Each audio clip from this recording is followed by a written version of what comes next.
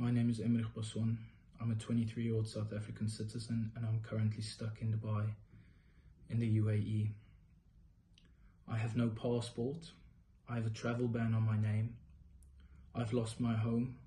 I had to give my dog up for adoption and I'm currently staying in a hotel room. I can only stay here for the next 2 days, after which I will be homeless, which is a crime in the UAE. This all originating from the fact that I walked across the road in front of a Chinese lady's car. In May last year, I went to dinner with my friends as we were celebrating a birthday. We came out of the shopping center and we had to get into a taxi that was on the other side of the road. I walked across the road where a Chinese lady was proceeding to drive in front of her car. I didn't think much of it. I got in the taxi and I went home. The next day I had a flight to Houston, Texas, as I had worked for Emirates as a cabin crew. Following a 52-hour layover in Texas, I did a 17-hour flight back into Dubai. I arrived tired, thirsty, and quite frankly hungry. My immigration card didn't work and they told me to go to an immigration officer. The officer informed me that there's something wrong with my immigration card and just asked me to sit in a room. I waited there for 8 hours with no water, no food, and they didn't allow me to sleep. Another 2 hours passed and we're on the 10-hour mark. Police officers entered the room. They asked me to remove my uniform, which I did. They put my hands behind my back, cuffs on my wrists, and walked me to the place of work, to an unmarked van in the middle of the night. I sat in this van for about an hour or so with actual hardened criminals that have just been arrested at the airport, extremely afraid, crying most of the time. When I arrived at the police station, the police only spoke Arabic. They typed on the computer a lot, and when they were done, they looked up at me and said, "Sign on the digital pad." When I asked why, they just insisted for me to sign. When I signed on the pad, they informed me that I now have a travel ban, and they took my passport from me. They told me to please leave the police station, as loitering is a crime as well. As I was kicked out of the police station, I stood outside with my phone dead, my suitcases left in Emirates HQ, and no cash on hand. I had to walk 2 kilometers to find a taxi to charge my phone to go home. It was only when I came home that I realized the severity of the matter.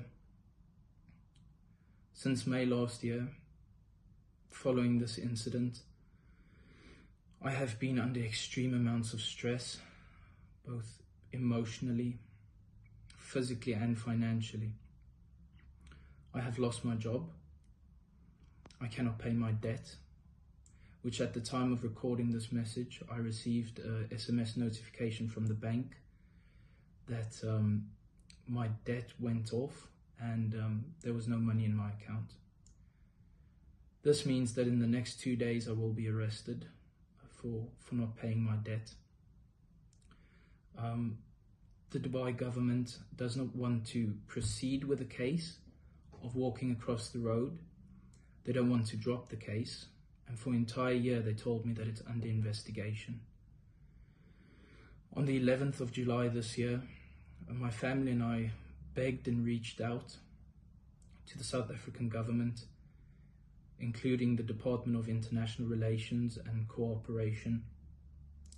We've reached out to members of Parliament, including Dr. Leon Schneiber, who is our Minister of Home Affairs, Emma Powell, who's our Deputy General of International Affairs, Mr. Tepo Labona, who's our Attorney General of the Consulate in Dubai, Clayson Monyela, who's our Deputy Consulate General, and Ms. Veronica Loving, who's our Head of Immigration. I've received no help. most of these people have blocked my family on WhatsApp and refuse to even speak with us because it's too much trouble. It's not hard to remove a travel ban, and it's not hard for me to go home. The situation is getting worse day by day, and I just don't see any light at the end of the tunnel anymore. Over the next 2 days, my resources will completely go depleted. I will be without food, without a place to stay, and I'll be on the street. I'll have no means of contacting my family as I wouldn't have Wi-Fi. It's just a dire situation. I miss my home. I miss my country. I miss my family. I just want to go home.